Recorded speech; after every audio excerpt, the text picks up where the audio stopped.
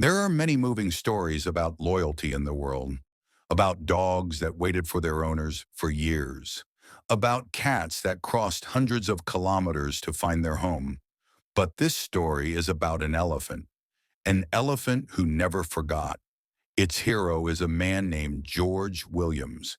He spent most of his life not among people, but among animals. In the 1970s, George moved to South Africa and began working in the wild.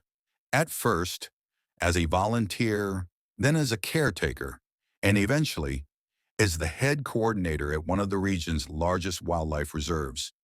He had to rescue lion cubs, feed rhinos, treat injured zebras. But the brightest chapter of his life began with a little elephant, Tembo. He was found next to the body of his mother. She had been killed by poachers. The calf trembled and let out quiet, helpless squeals. He wouldn't eat, wouldn't respond to anyone, until George came.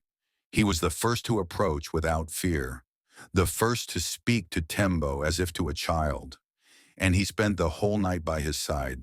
From that day on, they were inseparable.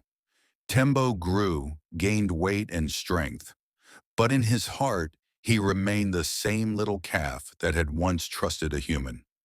A few years later, Tembo was released back into the wild, but he didn't disappear.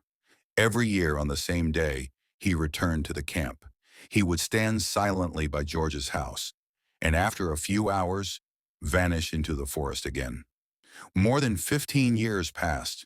George retired but never left the animals. He came to the camp every day, helped the volunteers, taught the younger ones, and of course, waited for Tembo. This ritual became part of their lives. The elephant would come, and George would greet him with a smile. But one day, George didn't come out of his house. At 78, he passed away in his sleep, peacefully, without pain. The people he had worked with organized a simple funeral. Nothing fancy, just the way he would have wanted.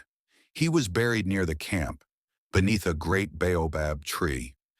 It was his favorite spot, where he read books and talked to animals as if they were equals. The day after the funeral, something happened that is hard to explain. Tembo emerged from the forest. No one had called him.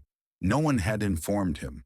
But he walked the path precisely, slowly, heavily, as if he knew. The elephant approached George's grave and stopped. He stood in silence for over 2 hours. Then he bowed his head, as if in respect, and let out a deep, mournful sound. Those who heard it said it was a cry. People stood at a distance. No one could hold back tears, because they saw something real, something that didn't need words. After that, Tembo walked away. But every year, on that same day, he returned to that same tree. They remember. Animals remember. And they know how to love, often more deeply than we think. Don't forget those you've tamed. And remember, love is a language everyone understands.